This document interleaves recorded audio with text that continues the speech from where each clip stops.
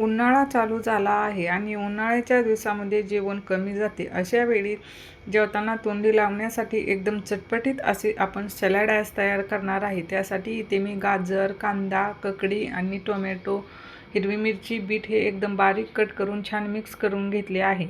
आता यामध्ये 1 चमचा जिरेपूड टाकून घेऊया. लाल मिरची पावडर, अगदी थोडेसे काळे मीठ, चवीपुरते शेंदव मीठ आणि 1 चमचा जिरे भाजून ओबडधोबड कुटून घेतले आहेत. 1 चमचा चाट मसाला आणि लिंबाचा रस. चाट मसाल्याने एकदम चटपटीत अशी याला चव येते.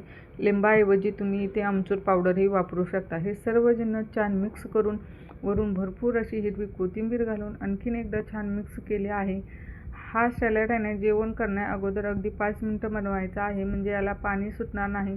चला तर मग इथे आपले एकदम चटपटीत असे सॅलड बनवून तयार आहे. तुम्हीही हे सॅलड नक्की ट्राय करा आणि कसे झाले ते कमेंटमध्ये सांगायला विसरू